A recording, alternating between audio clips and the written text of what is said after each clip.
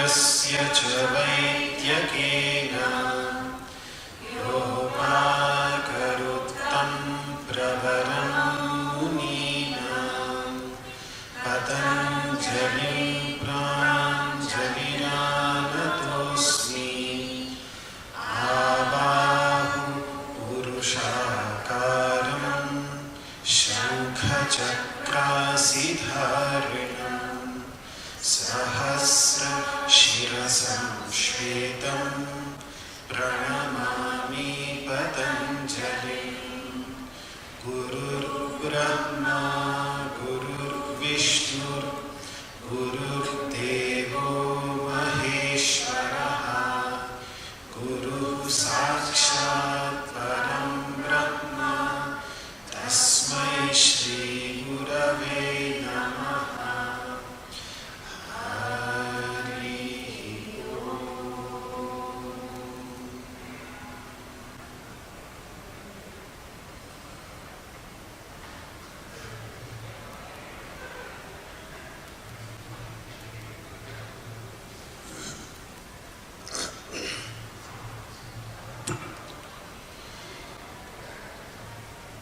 So yesterday, in our discussion, we learnt about some of the meanings of the word yoga, in which it has been used by the masters.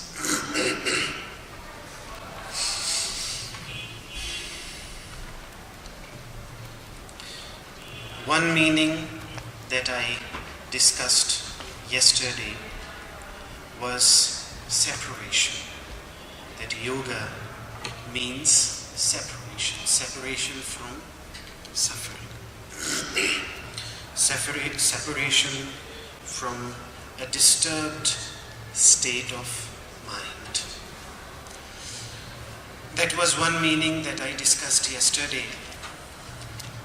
And the second meaning in which the word yoga has been used from very ancient times and is still being used today in Hindi language is the meaning of acquisition of something new, acquiring something new.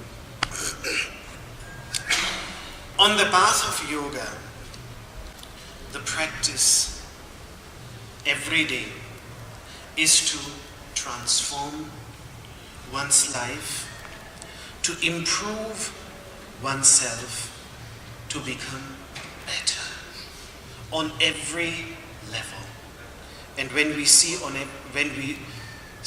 every level, then every level means on the level of the body, on the level of the breath, on the level of the mind, on the level of the senses in between, then the mind and the intellect. On these different levels, yoga is a path that inspires us to constantly improve, to constantly become better, to acquire qualities, virtues that the masters refer to as dharma.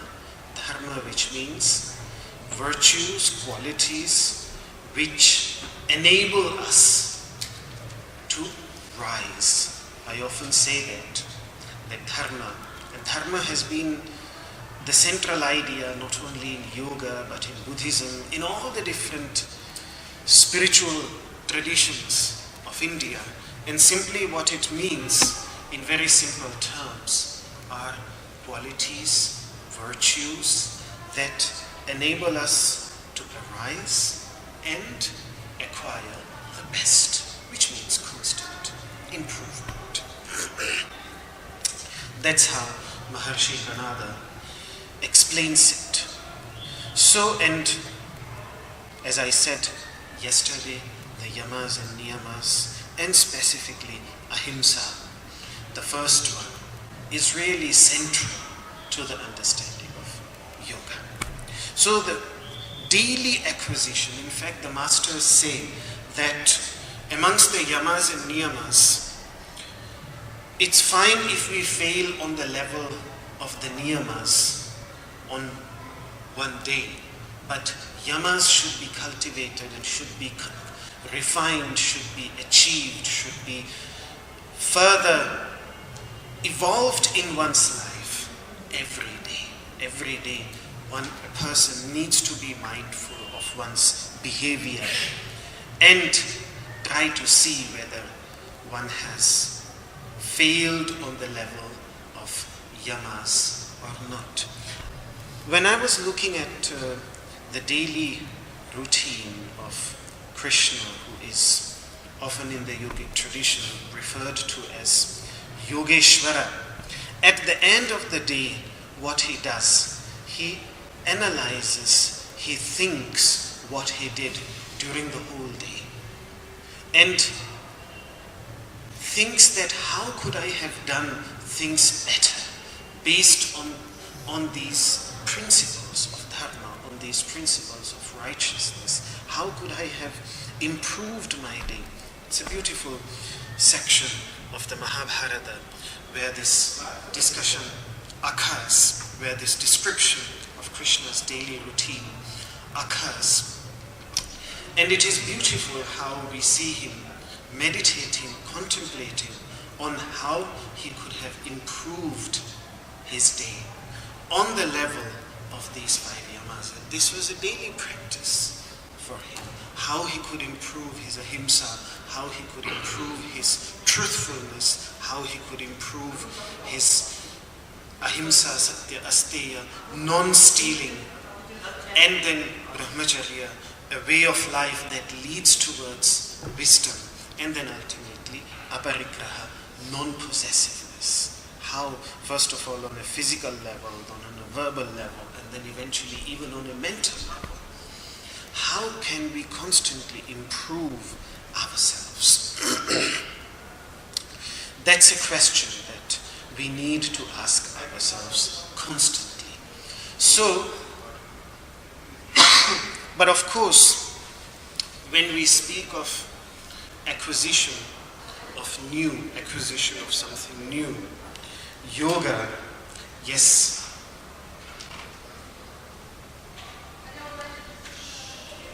on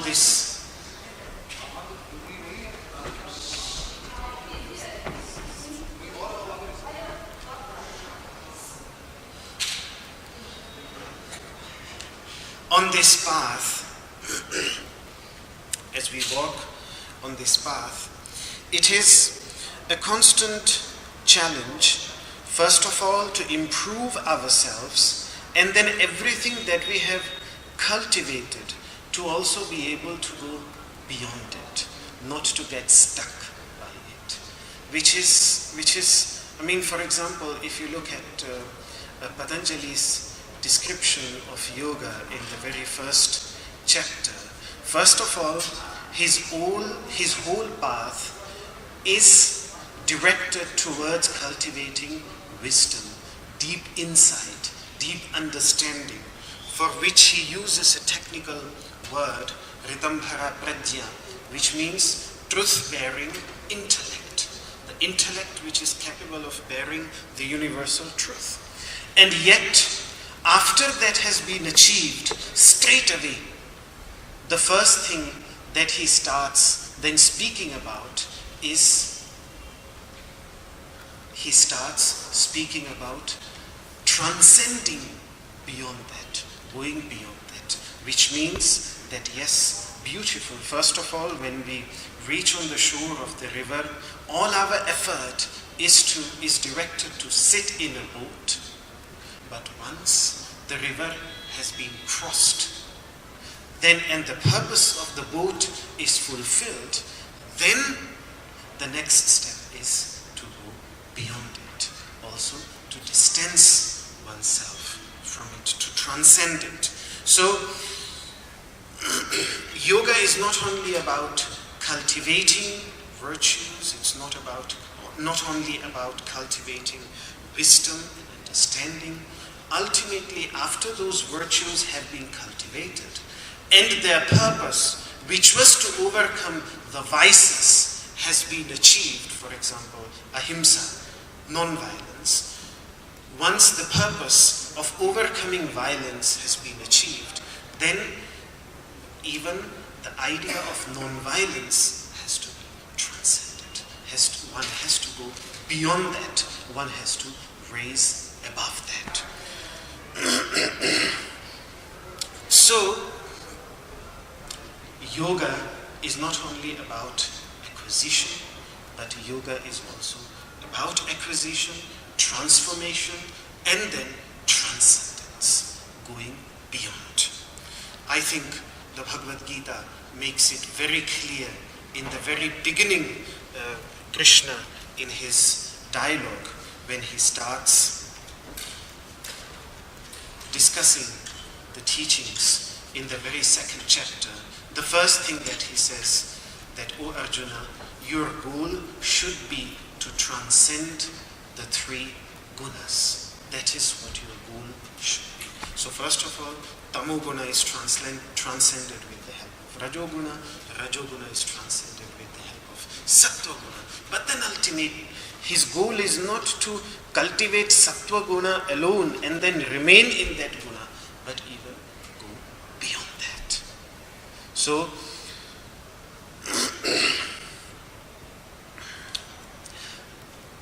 these were the two meanings that I had already discussed yesterday, two meanings of the word yoga. So when we speak of acquisition, the second meaning, we have also to keep in mind that it's not a greedy acquisition of knowledge, but it's the acquisition of knowledge and insight for a very particular purpose. And once that purpose is fulfilled, then the masters give this example that, like the torch, once we reach the destination, the torch becomes redundant. Then we don't need the torch anymore. So both things have to be kept in mind. When I speak of acquisition, because ultimately on the path of yoga, our understanding, our intuitive understanding usually is that the more we cultivate, the more we acquire, the more we gather, the more knowledgeable we become, the more insightful we become, the more we evolve on the path of yoga. But the yogic path is very counterintuitive. It's ultimately not about uploading, but it is about unloading. And that is why I think when, for example, in one of the first Upanishads, in Ishavasya Upanishad, one of the first teachings is nourish yourself through unloading, nourish yourself through renunciation, which is an amazing thought, because usually we always think of nourishment in the context of eating, gathering a lot of knowledge, gathering a lot of wisdom, gathering a lot of information, running here and there for information. We think that the more we will have, the more evolved we will be on the path of yoga. In every term, in terms of worldly wealth, which means money, or whether it is in terms of knowledge, more and more information. But then if that information has a purpose, once that purpose has been achieved, then there is no necessity to blindly stick to it. But then also the path of unloading is there. And that's why the higher teachings on the path of yoga, if the lower teachings are about acquisition, about acquiring wisdom, acquiring knowledge, acquiring virtues, which is what the word yoga means, then the intermediate teachings are about kshema, about protecting them, about keeping them intact, because once we develop ahimsa, it is also very easy to lose it. So then the effort is to retain it, but at some point not to give it up and fall into violence again. That's not the point, that giving up non-violence so that we fall into violence again, no. But even not be stuck with violence. with non-violence. Sorry, that's what I wanted to convey. And those are then the higher teachings of the masters. So level 1, acquisition of virtues. Level 2, acquisition of maintenance of those virtues. And level 3, transcending those virtues. So if I give this meaning the way that the masters have used it sometimes, the word yoga in the sense of acquisition, we have to keep these 3 levels in our mind. Now the third meaning of the word yoga is very beautiful, because sometimes the masters, they have used it in the sense of coming together. In the sense of coming together. Specifically coming together of all those that are dispersed. Dispersed in various areas physically on the face of earth when they come together. There is a very ancient, extremely ancient passage in the Rig Veda, which is the most ancient collection of teachings in India, where the word yoga has been used in this significance. Praduyanti. Individuals, they make a tremendous effort. They desire to do a lot of work. Kshitayaha, who are variously dispersed on the human beings, variously dispersed. Mithaha, they come together, yogi, for the purpose of yoga. Why? Arnasatam, to acquire, to give knowledge. They come together to give knowledge. Arna means knowledge, and satam means to give. So, and whose teaching is this? Whose mantra is this? This mantra is by Maharshi Vamadeva, whose asana we also practice as Vamadevasana. So we remember the names, at least we remember the names of these masters as they are attached to our asana practice. And hopefully when we practice those asanas, one day those names will inspire us to explore those masters, their lives and their teachings in greater detail. That is the reason why those names are attached. Vasishthasana, Bharadwajasana, Vamadevasana, Vishwamitrasana, Marichi asana.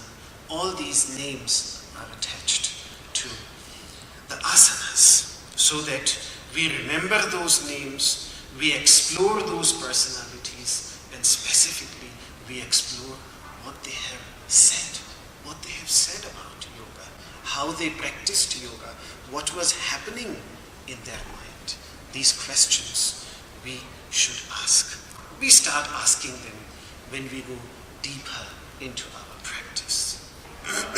So, Maharshi Vamadeva, this Vamadeva who is well known through Vamadevasana, he uses the word yoga in the sense of coming together so that knowledge can be given. Knowledge, wisdom can be given. And for this, people variously dispersed have to come together. Physically, they have to come together. And this is where the idea of Sangha, the idea of coming together, comes from. When those who are in search of knowledge and those who have it, when they come together, that is also a meaning of the word yoga. For me, this meaning is very beautiful because it gives me the sense that in yoga we are all united in peace and in harmony. We come together in peace and harmony. which is what the yogic masters had in mind.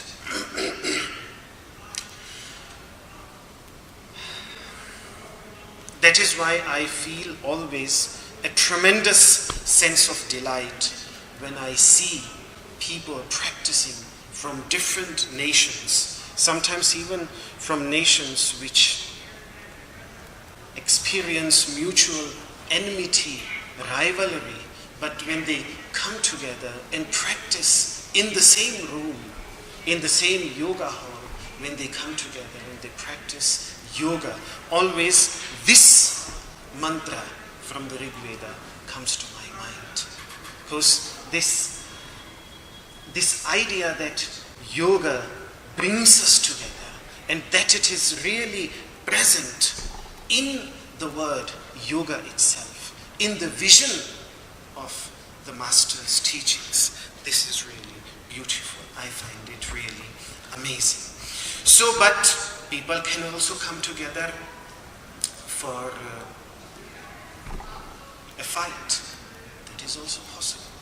So then, the next meaning of the word yoga, which is again also very beautiful, given by a master prior to Patanjali, who defines yoga as the absence of enmity towards all beings.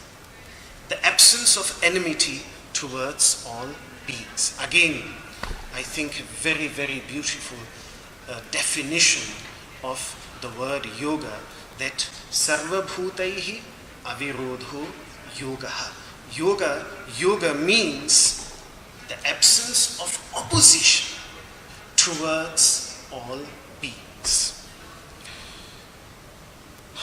Why I'm saying these meanings, why I'm talking about these meanings, is that if we keep these meanings in our mind whenever we practice yoga, and we constantly ask ourselves that is at least my approach to yoga, and now by yoga I mean specifically asana practice, and also with that mindful breathing, and whenever the opportunity allows, then also to sit down, to settle down peacefully, focusing the mind on deep inhalations and exhalations, and then thinking about this, that how can these practices that I am practicing, my asana practice, my pranayama practice, my meditation practice, how can these practices,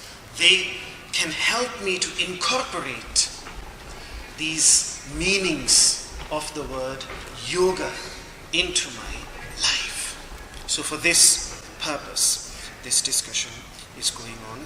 So, the absence of opposition towards all beings. And this comes when we understand that the truth is one, but the wise, they can express it in various ways. So that is particularly on the path of yoga. This is a central idea, a central teaching that the masters recommend again and again. Ekam Sat. The truth is one, but the wise express it in various ways. I repeatedly say this, that the different teachings, they should be looked upon, and the different schools of yoga, the different traditions, and why only the different schools of yoga, but I should say the different schools of spirituality, the different traditions of spirituality, whether it is Sufism, whether it is Christian mysticism, any type of tradition, it should be seen as, and that is what the Upanishadic masters say, that the different collections of teachings, they are like cows, and the milk, the quintessence, is always the same. And it is that quintessence which we should grasp ultimately, because that is what is beneficial. Sometimes the language differs, the concepts differ, But if a person digs deep enough, then the quintessential message to humanity is always the same. And yoga is about recognizing that quintessential message. I think from one thing that is unique about the history of yoga in India and about the yoga masters in India is that they always say that on the level of yoga, this quintessential recognition is present. I also talked about it yesterday a little bit when I was speaking about the different traditions of yoga that existed in the 6th century. The beautiful thing about all these traditions was that they recognized the fact that even though if we are different traditions of yoga, quintessentially we are speaking about the same thing. So this approach, and without this approach, if yoga then in itself becomes a battleground, then I think we have lost the spirit of yoga, particularly this meaning of yoga, which is the absence of opposition towards all beings.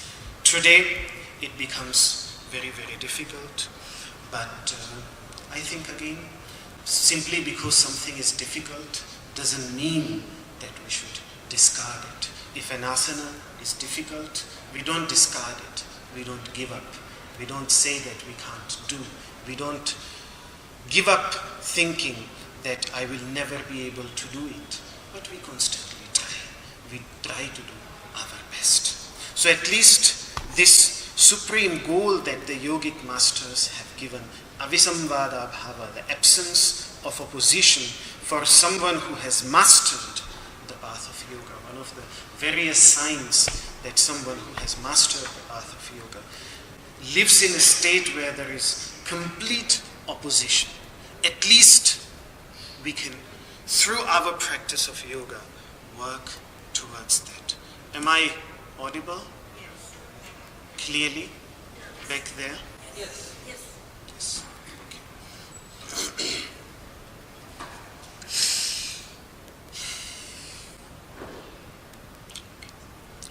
So, this absence of opposition, and that's why we can also appreciate why Patanjali starts his 8-limbed path of yoga with ahimsa, with non-violence, with absence of violence. That is why he starts his discussion from that. But now, how can a person cultivate that absence of opposition towards all beings? Easy to say, but how to cultivate it? Then comes the next meaning of the word yoga, which is given by Krishna in the 2nd chapter of the Gita, where he speaks of samatva. Samatva, which means equality, which means equanimity. Equality towards all and equanimity within oneself. That is sama. Sama, which means same. But his definition, samatvam yoga uchyate. That samatva is yoga in the very beginning of his discourse, because his discourse is on yoga. His whole discourse of the Bhagavad Gita is on yoga. That is why it is, today we know it as Bhagavad Gita, the song of God, the song of Krishna. But it's also known as Yoga Shastra, the collection of teachings on yoga. All Krishna speaks about in the Bhagavad Gita is just yoga, the whole discussion, from the very beginning, from the very first chapter. That's why even the title of the very first chapter is Arjuna Vishada Yoga. Sorrow, suffering of Arjuna as a means to acquire that union. The very discussion starts from there. So the whole teaching is all about yoga. So he starts by providing his definition of yoga, which is samatva, which is equality and equanimity. For him, this is a central idea, and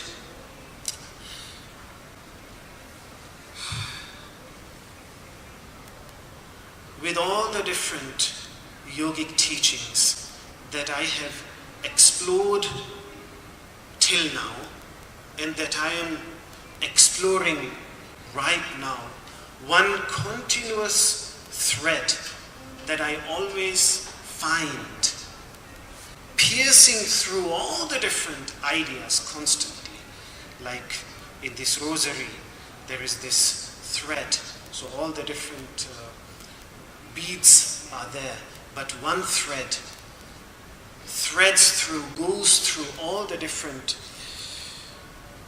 beads. In the same way, if a single idea that is visible everywhere in all the different teachings on yoga, then it is samatva. Samatva, which means that equality and equanimity, an idea. And that's what he points out in the very beginning. Samatvam yoga uchyate. Samatva, that sameness, is yoga. The masters, the yogic masters, they give this example of the sun. That sun, first of all, it shines its light upon all equally. When it shines its light, it doesn't favor anyone above others. And I was looking at Guruji's, what is it called, Mataji? The guideline for the teachers of Iyengar Yoga, which was created for all the Iyengar Yoga associations worldwide, and it's available on all the Iyengar Yoga association websites, and they were created by Guruji to be followed particularly by all the yoga teachers. I think every yoga teacher or every aspiring yoga teacher should see those guidelines, and those who are yoga teachers should see whether they are really following those guidelines or not, constantly again asking this question.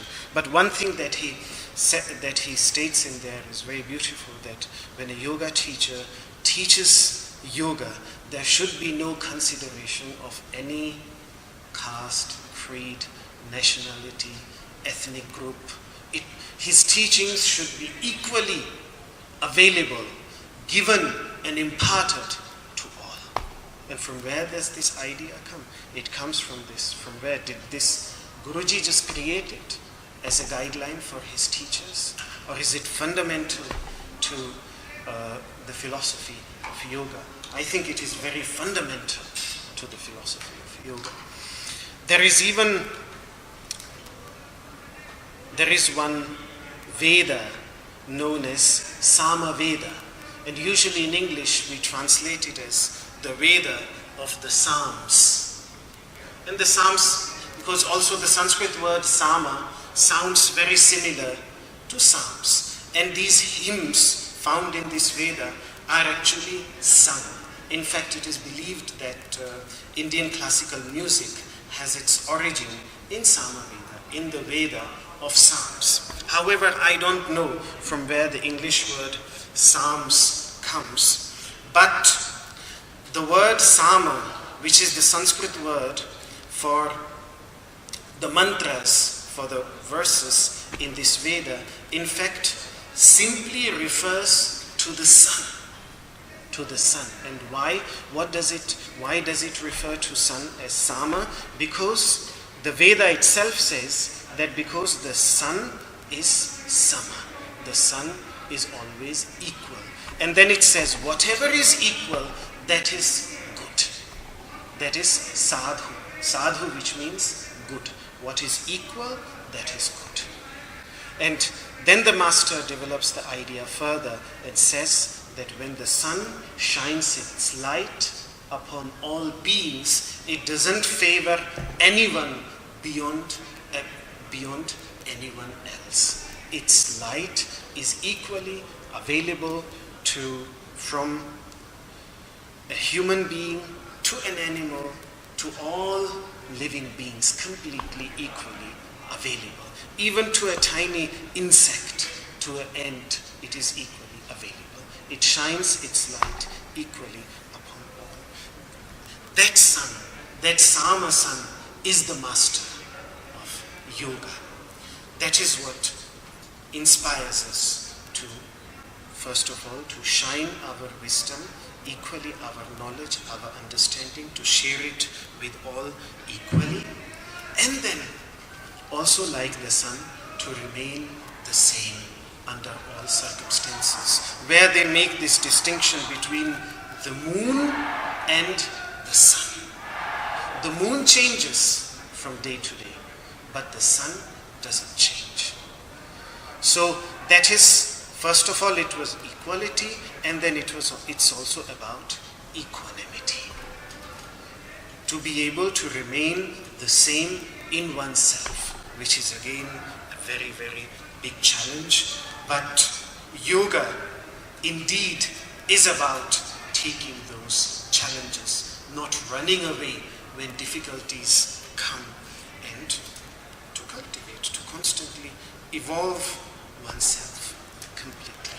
So like this idea of samatva, this idea of equality has been developed by the masters. It goes even further. It is a beautiful discussion.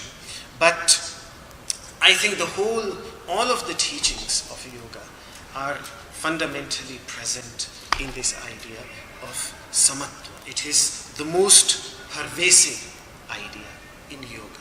As I pointed out, I repeatedly pointed out that in our asana practice, samasthiti is the very first asana, just to learn how to stand equally on both our legs, not to shift our weight on one side. Then we will be tired, because there will be a disbalance. When there is a disbalance, then not shifting one's weight constantly from one side to another side, but to be in the middle. It is the same in the standing postures, it is the same in sitting postures. In sitting postures, in meditation also, it is the same. When we sit, then if we are leaning towards one side, we will become tired. We will not be able to sit for a long time. So even when sitting down for meditation, in an asana, that idea of samatva, that idea of a balanced sitting is central to and that is the same. It's the same in pranayama, it's the same in meditation. Everywhere the idea of samatva is pervasive. It is found everywhere. What Guruji made it a hallmark, the very mark of Iyengar Yoga, alignment. What we understand in a very, it may not really be a very physical term, but the way we practice asana and the way we speak of alignment, we always think of it on a physical level, on the level of the body. But it's alignment on the level of the body brings also alignment on the level of the breath. And when there is alignment on the level of the breath, then there is also alignment in one's thoughts, in one's understanding. So it is not only physical. So when Guruji is speaking about alignment, his English chosen word for samatva, for this word, that all pervasive, he brings this idea of samatva into every single posture. And I think it is, and he constantly, it took him years. If you look at Guruji's earlier postures, and by Guruji I mean B.K.S. Iyengar, for those who are not aware of who our Guruji is. Guruji, I just simply mean B.K.S. Iyengar. So, if you look at his earliest postures, not all of them were aligned. So he worked towards that alignment. And then at some point in his life, he introduced the idea. In fact, when he came here to Rishikesh for the last time, he spoke about it. He spoke about that plumb line. And he said that plumb line, which checks the alignment of when you construct a building, then that plumb line. So he said, he asked us, this was in 2011, when Baba Ramdev had called him to Haridwar. On the way back, he was here at the center, and he asked, do you know who gave me the plumb line? He said, Krishna, in the 6th chapter of the Bhagavad Gita, where he speaks of samatva in the context of asana, where Krishna, he speaks about samatva, samam kaya shiru grivam, to keep the body, the head and the neck in one line. So I got my idea of alignment from there. From where did Krishna get it? Krishna got it from the Upanishads. Trivunnatam prapya shamam shariram, from the teachings of sage Shvetashvatara. And that idea, Guruji thought that if it's applicable to the asana in which I am going to sit for pranayama and for meditation, then why not apply this idea to every asana at home? And this was a radical transformation in his practice. And when that radical transformation happened in his practice, I think that alignment feature of Iyengar Yoga really stands out above all other forms of yoga. The kind of perfect alignment that Guruji mastered, that alignment which is really one of the 3 hallmarks of Iyengar Yoga, it is deeply rooted again in this idea of samatva. So this idea of samatva, which is such a universal idea and can be applied, I'm just showing how the masters have taken these fundamental ideas of yoga and how they have applied it to various fields. So this was the field of asana practice, where the idea of samatva, and then it completely transformed. I would say that it made Guruji the person he became known to the whole world, because that is one of the unique things apart from the kurunta, which means the props, the alambanas that he thought of. Apart from that, I think alignment is a unique feature which really stands out. But what is that alignment? It is simply samatva, an idea. This fundamental idea of yoga, this is how these fundamental ideas, when they are, just to give an example, when they are introduced into our practice, which seemingly seem very simple, but when they are introduced into our asana practice transforms. When they are introduced in our life, then our life transforms. These simple little things, they have the capacity to bring a tremendous change. That is what samatva is about. That is why in the Bhagavad Gita, again and again, Krishna speaks about this samatva. And there have been also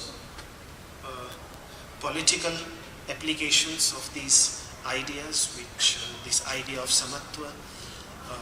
For example, Vinoba Bhave, the spiritual successor of Mahatma Gandhi, when communism was coming to India, then communism is Samyavada, another word created out of sama, samya, which means equality, the theory of equality.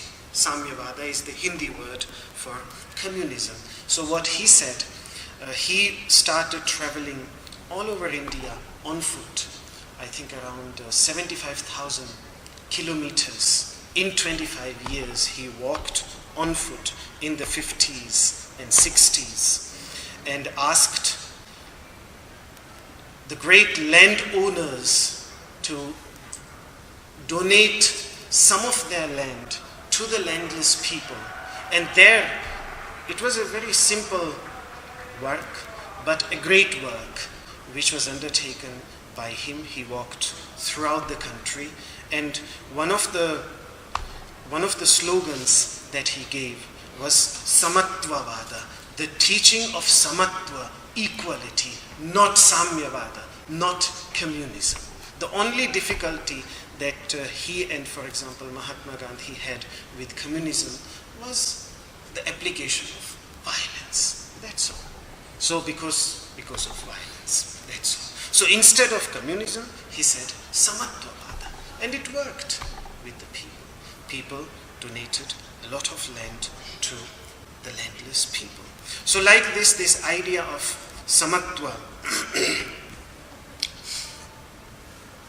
has been repeatedly pointed out in the yogic teachings. I would say that even these days, one aspect of yoga which is often spoken about, sometimes people like it, sometimes they don't like it, depending on the understanding and misunderstanding. Kundalini Yoga. What is ultimately Kundalini Yoga? At least when I look at the master's explanation of Kundalini Yoga, first of all, where does the whole journey start? The masters, they speak of these two nadis within the body. On one side, there is the left. On the left side, there is this energy channel which contains the feminine energy, and on the right side is the energy channel which contains the masculine energy, Ida and Pingala. But then the masters of Kundalini Yoga speak about going into the center, which is Sushumna, to go into the center. So again there, avoiding both extremes and going into the center. And then even that Sushumna itself, the way the masters they explain it, it is an energy channel which is filled with tamoguna. But then within that is another energy channel which is called Vajra, which represents Rajoguna. And then within that is another energy channel which is referred to as Chitrini, which represents Sattvaguna. Now what is Sattvaguna? Sattvaguna is this state of equilibrium between Tamas and Rajas. Tamas, which if you would see that we are constantly like a wave, sometimes very active and sometimes completely inactive. During the day, hyperactive, and at night, completely inactive. During the day, we are in a state of rajas, hyperactivity, and at night, in a state of tamas, total inactivity. And what is sattva? Sattva is that equilibrium, that to be in middle between hyperactivity and inactivity. And then within that sattvika nadi, chitrini, so again, the idea of equilibrium comes there. Then within that is the empty space in which the Kundalini resides. But see how the journey even of Kundalini Yoga starts by finding the equilibrium, by finding the center. Even Kundalini itself is nothing but the center of energy within this body. All the different activities that are going on, like when you have a wheel constantly revolving, there is a center which is completely still, which is completely at rest, around which everything revolves. That is what Kundalini stands for. So again, every time it is, that's why I'm saying that if we have a clear grasp of the idea of Samatva, then we will see that in all the different yogic teachings, it constantly occurs. In fact, everything that the masters are trying to achieve is Samatva, constant, equality, But for that, what is required is balance. And that's why the next teaching, the next meaning of the word yoga is balance. Another meaning of the word yoga is balance. In balance in everything that we do in our life. In the 6th chapter, Krishna speaks about this balance. He says very clearly, Natyashnatastu yogosti. If you eat too much, there is no yoga. Forget about it. There cannot be yoga. Nachaikanta manashnata. If you don't eat at all, then also there is no yoga. Nachati swapnashilasya. If you sleep too much, then you also lose that yoga. Jagrato naiva charjuna. And if you try to keep always awake, then also there is no yoga. So what he wants to say is that yuktahara, when our intake, when our food is balanced, when our vihara, when our walking is balanced, when our actions are balanced, when the amount of time we spend in resting and awake, that is balanced, then such a balance, yoga bhavati dukkha, then such a balanced life is ultimately capable of eradicating the sufferings. So in the context of yoga, he speaks about finding this balance between whatever we do in our life. The masters, that is why they say that adhi sarvatra varjayat. Extreme should always be avoided.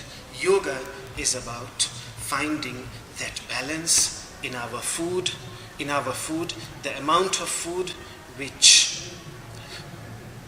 protects us, so it's not too less so that it's not able to protect us, nor it is too much that it starts making us feel heavy, first of all mentally and then eventually also physically. But it should be a balanced amount.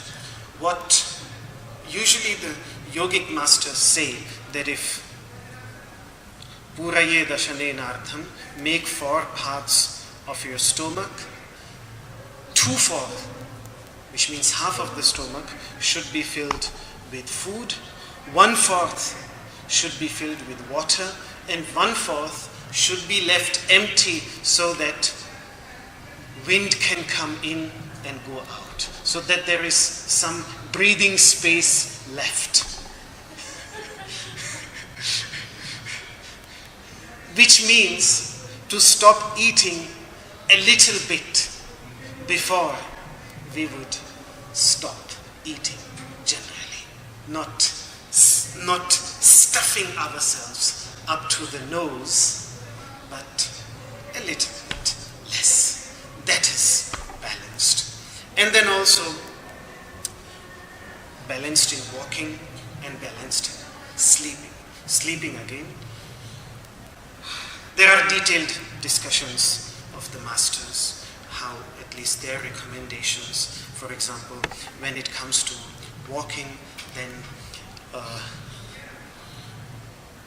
for them it is around 6 to 7 kilometers, around that, depending on one's capacity. Yojana, 1 yojana, 6 to 7 kilometers per day of walking. So, how to incorporate that into our daily life.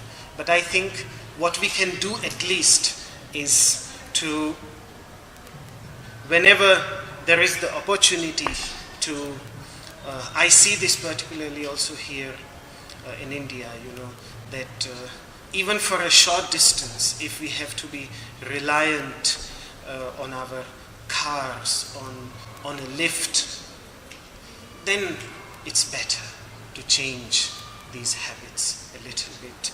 And whenever the opportunity, and at least if I remember my masters, for example, Swami Chidanandaji Maharaj, the president of the Divine Life Society of Shivananda Ashram, in my early childhood, I used to see him many times in the evening when he used to go for his evening satsanga. He had all the best cars of that time, but many times I remember he used to walk to the place where he was going to give satsanga. Not sitting in the car, just walking to that destination, so that there is an opportunity to walk. So when the possibility of walking is there, then unnecessarily to use the vehicles that we have, unnecessarily, we are just harming our body. If the time permits, if the moment permits, then I was inspired to this when I was traveling with my father in Australia in 2002, and my father was giving discourses on the Sunshine Coast. One of the richest person on the Sunshine Coast, he sometimes, Peter, he used to come in the evening to the discourses, and very often I used to see him coming either on foot from his home or on his bicycle. Only one day when we were leaving Sunshine Coast, and because he could not come in the evening, he came to see us off in the morning, and that was when he was on his way to his office, that he came with his BMW, an extremely expensive car.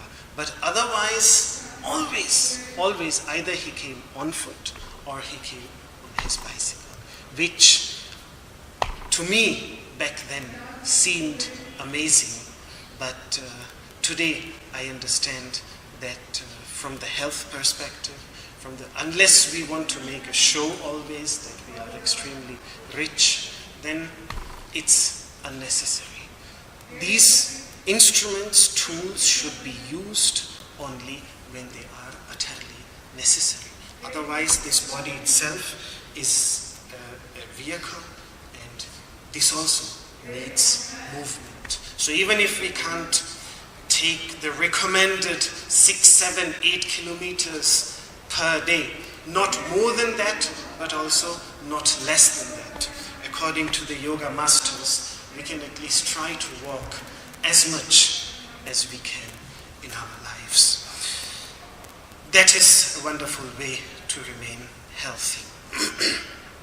And the same thing is about sleep. It is approximately 7 to 8 hours per night.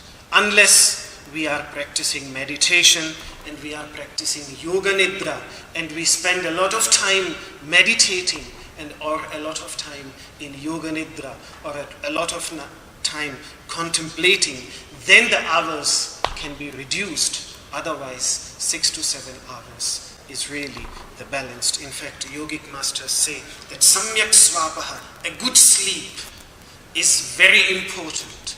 Varam vapushaha arogyaya is very good for a healthy body. And a good sleep means a good and a sound sleep, which is again dependent on whether we have exerted ourselves mentally as well as physically. Today we exert ourselves in offices mentally quite a lot, but less so physically, because all of the time we are sitting in a chair, whether we are sitting in a car, in a bus, every time we are just not exerting ourselves well enough, and that's why our sleep is no more sound. But through the practice of yoga, through the practice of asana, constantly, one of the first things that happens is that our sleep becomes deep, sound. We can sleep then very well.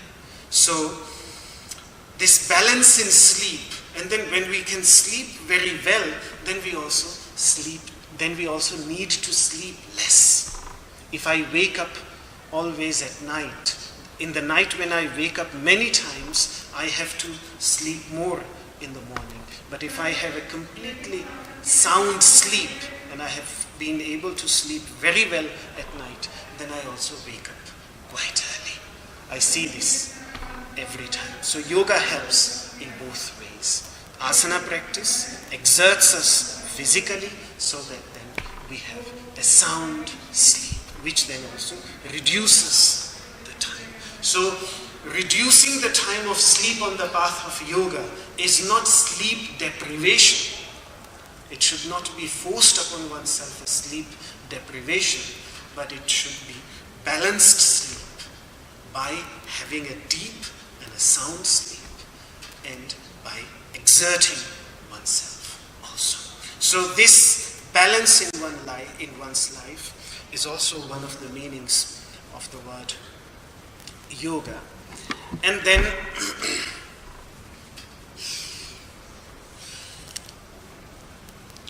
the next meaning in which the word yoga has been used by the masters is associations of our minds and actions. This is again something that already an idea which has to be introduced onto the level of our practice, of our asana practice. In fact, an asana which is being performed without mental presence, without being fully present within the body in that moment, that asana may be an asana, that asana may be stretching of the body, vyayama, that's what the Sanskrit word vyayama means, vyayama. Ayama means stretching, vyayama, specific stretching, vyayama, the Sanskrit word for exercise. So it will be a wonderful form of exercise, but it cannot be called yoga. The word yoga can only be attached to asana practice when the mind is completely present. The masters, when they explain the sutras on asana and pranayama in the Yoga Sutras, they make it very clear that for asana to be yoga, mental presence is required. For pranayama to be yoga, if we are just, for example, trying to hold our breath, but our mind is wandering here and there, our mind is not attached to our breath, then pranayama might be pranayama, but it cannot be called yoga. It can only be called yoga when it is done mindfully, when it is done with total presence. And that is why for an asana practitioner, even after they have mastered asana and in the moments of practicing asana themselves, a constant question that we need to ask ourselves in our asana practice: is my mind here in the asana, or is my mind wandering here and there? In fact, asana makes it, I know it is very difficult to stop the mind from wandering here and there. It is very much like the wind. You cannot stop the wind. So in the same way also the wind will find its way somewhere. So similarly the mind is also extremely subtle. But in our asana practice, it becomes easier. First of all, because we have to, so it's an opportunity to train the mind into becoming attentive, into focusing on something. Why do you think that practitioners of meditation, for example, they sit in an asana in such a way so that their heel presses against the perineum? Why?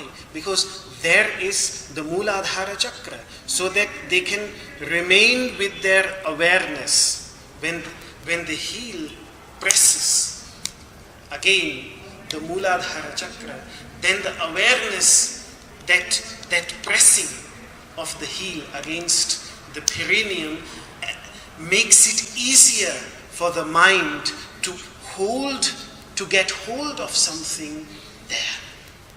But this is again very subtle. This can be practiced in every asana.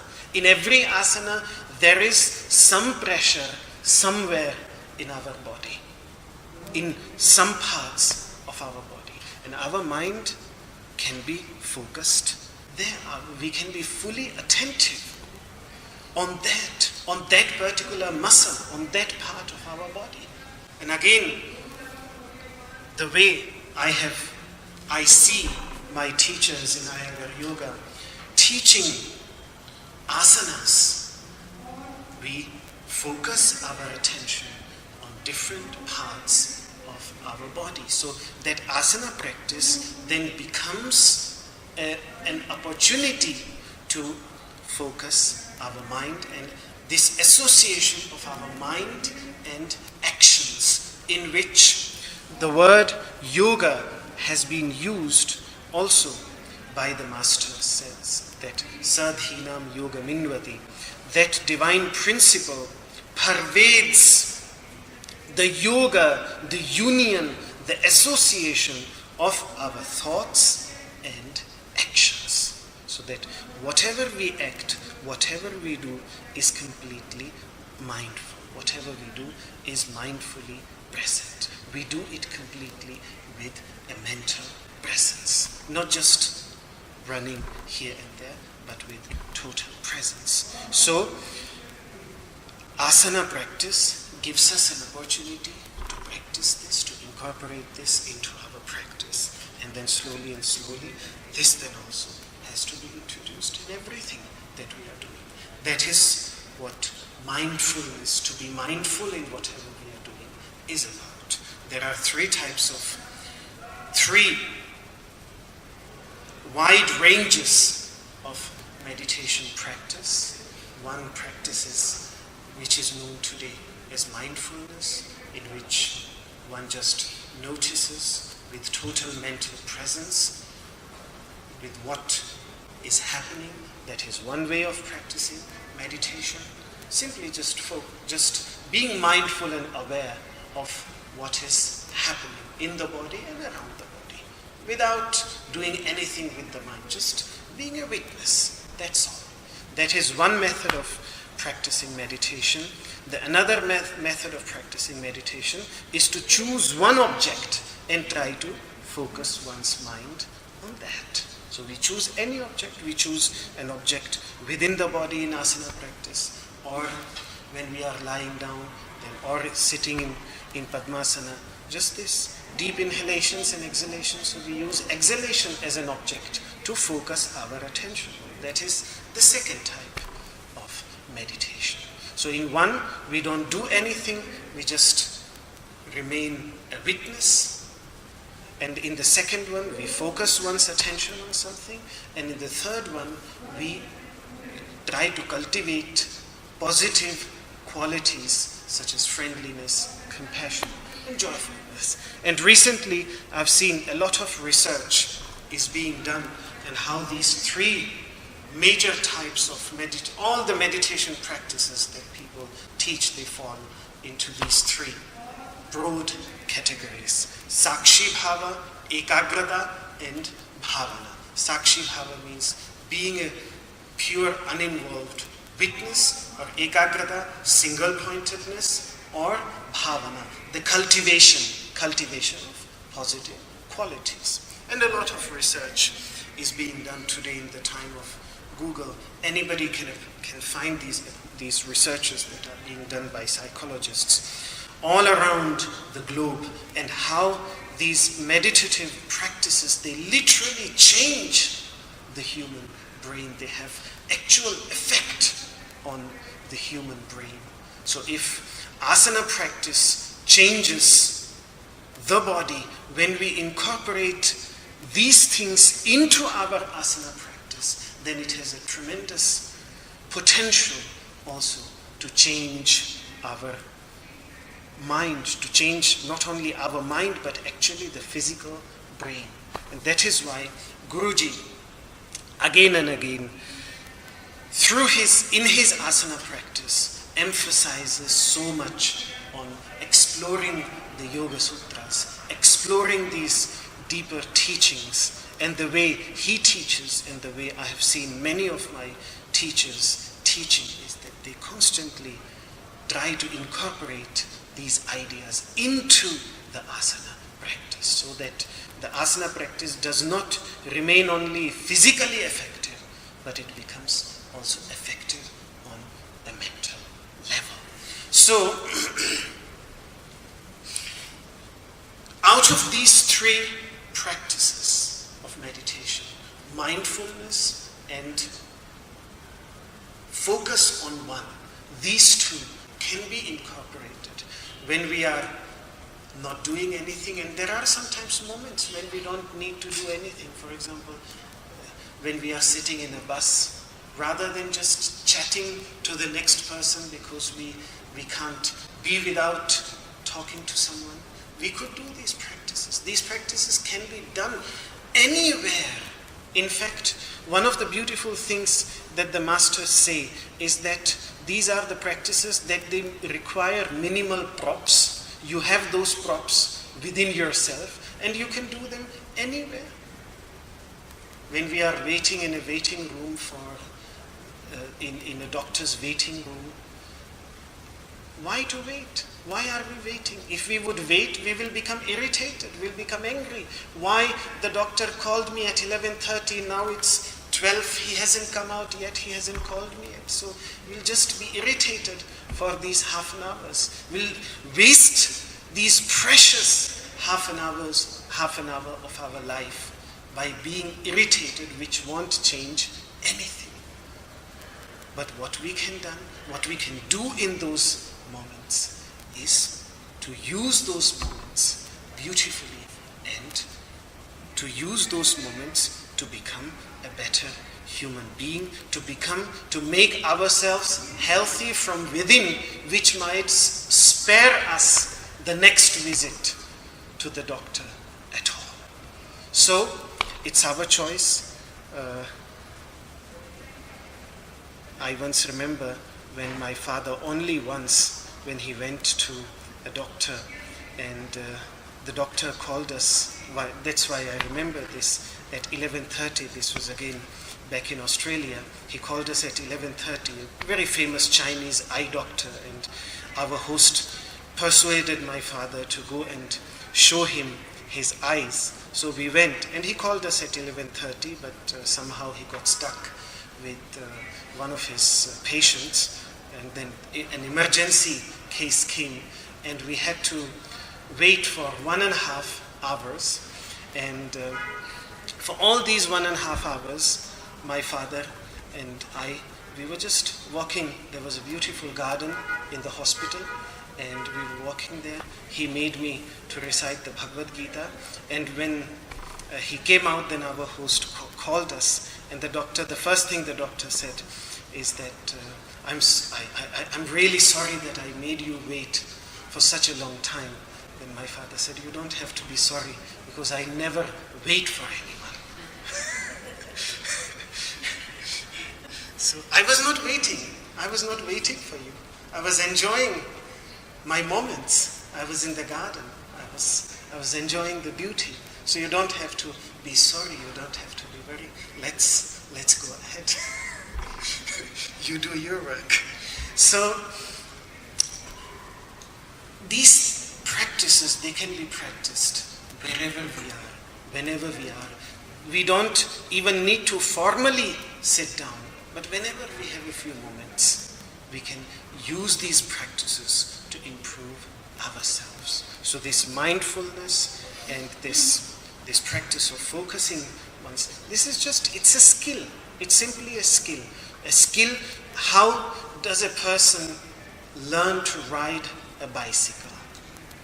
By just trying it again and again. It cannot be described. I cannot describe. It's very that's why describing meditation becomes very difficult. People describe it, but it doesn't work. Ultimately, it's a skill. It's simply by doing it again and again, you learn how to do it. So, this association of our minds and actions, that is also one of the meanings in which the word yoga, I would say the most ancient usage of the word yoga has been used in this context. Sadhinam yoga minvade, that light pervades the union, the association of our thoughts and actions. This passage from the Rig Veda by Maharshi Madhuchanda. This passage, this beautiful passage where the word yoga, this is most likely the most ancient usage of the word yoga, where it has been used in the sense of association of thoughts and So, the masters have gone this far that they say that it can be used also as a definition for a great soul and for an evil person. Who is an evil person? Who has something else in his mind, who has something else in his speech, and who has something else in his actions. Such a person is a duratma, is an evil person, and someone who has the same in his thoughts, and the same in his actions, and the same in his words. Such a person is a great soul. So this union can also be understood in this way. So like this, the various meanings of the word yoga in which the masters have used the word continues, but today, slowly, the time we are reaching the end of our time, so we will continue the last leg of discussion on the 6th, in which we will also briefly, if the time permits, we will also briefly go through the 3 sutras on yoga, in which Patanjali's definition of yoga, with which he starts the Yoga Sutras. It is a very advanced definition. It is the highest definition of yoga, and that is why I have created this background, so that we have the different meanings in which the masters, particularly before Patanjali, used the word yoga. It was the ones that I was speaking about, whether it was Maharshi Vamadeva, whether it was Madhuchanda, whether it was Krishna, these different masters of yoga, they are all prior to Patanjali, more ancient to Patanjali.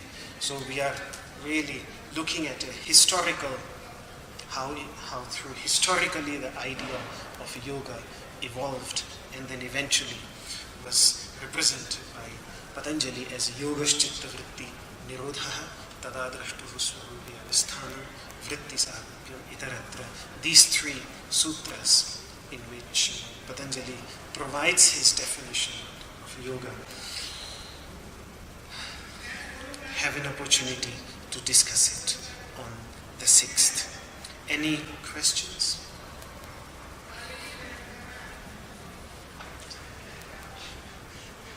The distance is immense.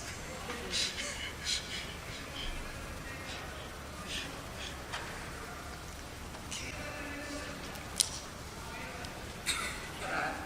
Ji.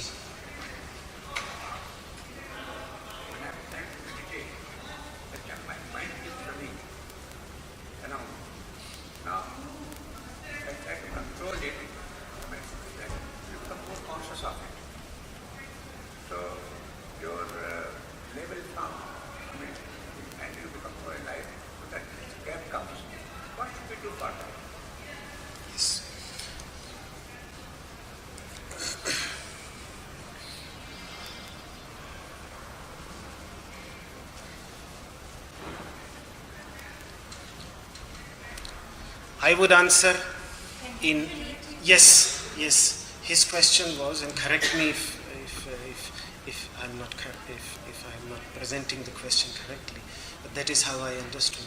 That he says that when I try to meditate,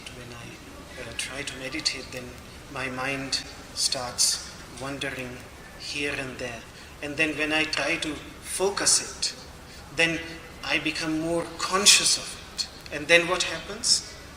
Then what did you say? When you become more conscious of it? When you level up, being alive and being in trance, that becomes simple.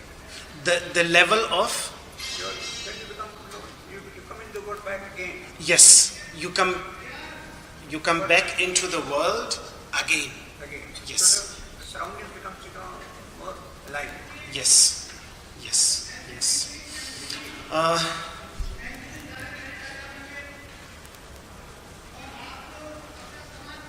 On a very practical level, it's just a matter of practice.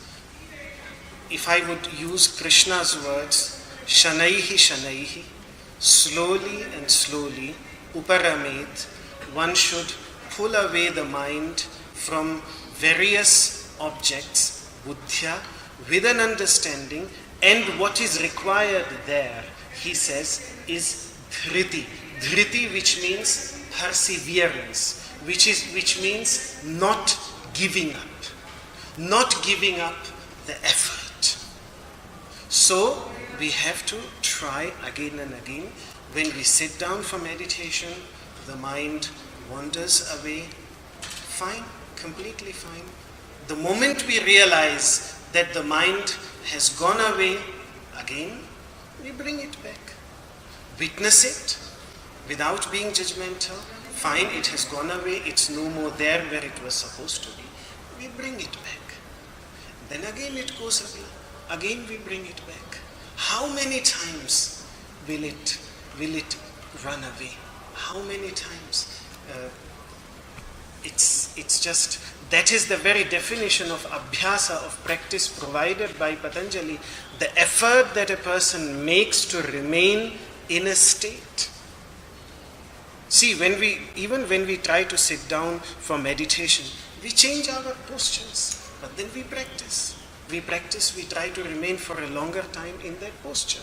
So in the same way, also on a mental level, what it simply means is that there is a lack of practice. With effort, it comes.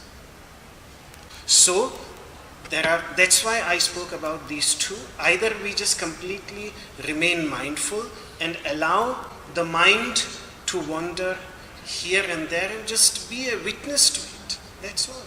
Okay, the mind goes there, just completely a witness to it. No problem. If it has gone somewhere else, there is no worry. Just be a witness to it. And then again, slowly bring it back. So it's a constant practice. That is how we learn it. That is how we develop the skill. That is how, why to run away. See, when we try to ride a bicycle, nobody is capable of riding it on the very first day. Nobody. We have to learn it. We fall down many times. But there we see others riding it, so we know that, okay, because they don't fall down, we will also not fall down. So that inspires us. As a child, we have had this capacity. That's how we now are capable of walking on our two legs. We constantly try to stand on our legs, but we constantly fell down. For years we fell down. But that inspiration of standing up on our two legs was there. And once we have mastered it, now we are running here and there without any problem. Once a person has mastered riding a bicycle, they can even ride it without holding the handle. People can even walk on a thin rope. That is the level of mastery that can be acquired. How? Practice. Just skill. Just skill. And that's why one of the next meanings that was in my mind to talk about yoga, yogaha karmasu kaushalam. Yoga is skill in action. In whatever we do, there is skill. Skill is required, and skill has to be developed with patience. What is required is patience and perseverance. Not giving up. Trying again and again. That's all there is. And with that, it is. Whoever has mastered it by trying it again and again. I don't see any other. Like riding a bicycle cannot be, there is no other way. There is simply no other way. And walking on these 2 feet, other than the spirit of a child, to try again and again. Despite falling down, a child falls down, it even bruises its joints. Blood comes out sometimes when it falls down. But it tries again and again. It never gives up the spirit. The moment we grow up, we give up that spirit. So that spirit, again, as the Upanishadic masters say, Pandityam Nirvidya, after acquiring all scholarship, what is required is to cultivate the spirit of a child. Pandityam Nirvidya, Balyena Tishtase, that spirit of a child. And then, when we try, when we attempt, with patience and perseverance, with the mind both patience and perseverance are tremendously required. That's why the masters, they always speak of dhira. Whenever in the context of meditation they speak of dhira, and dhira means someone who is patient and perseverant. So that's all I can say.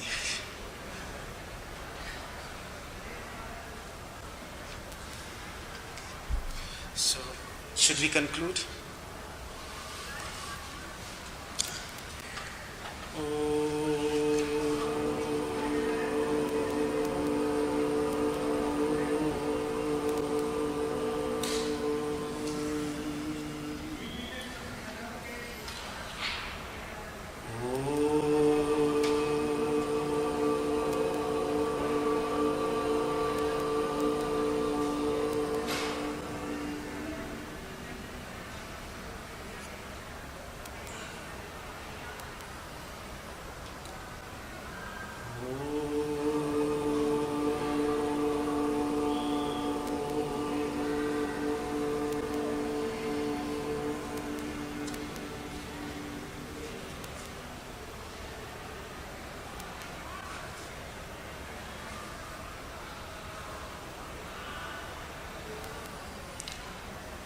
सर्वे भवन्तु सुखिनः, सर्वे सन्तु निरामयाः, सर्वे भद्राणि पश्यन्तु, मा कश्चित् दुःखभाग् भवेत्।